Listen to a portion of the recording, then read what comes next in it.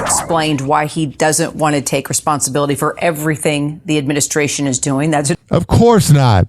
Elon wants credit for the things that go well, but when things go wrong, it's everyone else's fault, like a typical narcissist. Direct quote. He said it during a CBS interview. Let's take a listen. Can't wait to hear this moron. And I'm a little stuck in a bind where I'm like, well, I don't want to, speak out against the administration, but I don't want to. I also don't want to take responsibility for everything the administration's doing. Yeah, because it's not working. And when it was, cool to bring your little brat of a kid in and whatnot, it was, look at me. And you're teaching your kid to say that daddy's the real president and whatnot. But then when things went bad and Tesla stock went down, you don't want to take credit for things that are bad because you're not a true leader. All right, Jay, let's back up. It was just months ago. Back it up. He was proudly wielding that chainsaw across the stage, vowing to hack away at our government. Now he's a loser. All of a sudden, he has a change of heart. And relishing what he was doing then. It's unclear what he's talking about there in terms of potential disagreements. No one knows what he's talking about. He's on a spectrum. You got to remember, he's no different than a local nerd playing a Magic the Card Gathering game. It's just he's the richest guy. He's still weird.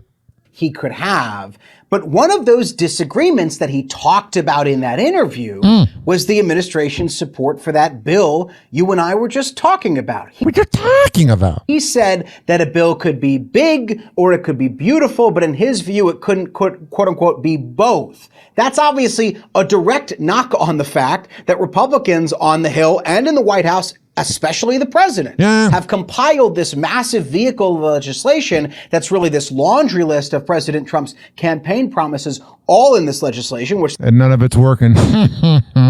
It's almost like politicians lie. The president calls his quote-unquote one big beautiful bill, and we saw how Elon Musk's comments when he made them last week on this bill. The question then becomes, if Elon Musk is out of the administration as he is, can he just go away forever and ever? Does he continue to make comments like that, like what you just played as well? Of course he will, because he's going to be irrelevant.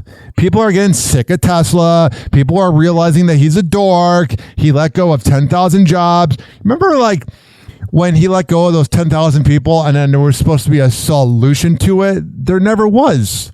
That potentially change the political calculus, and do they have sway among... And he's wearing his stupid Gulf of America hat. God, if you believe in Gulf of America, you're stupid. Congressional Republicans, for example, and those on the Hill who previously, until he left the administration, were really hanging on his every word, Kira, and they were mindful of the fact that Elon Musk, while he might not be a special government employee anymore, still has billions to burn. Yeah, he does. By the way, I don't know who's a bigger loser, people that have kids with Elon or Elon. Probably the people having kids with him. In political donations in any upcoming election. You're telling me Elon Musk is corrupt? No. I dedicate this clip to that freaking moron, that freaking piece of garbage.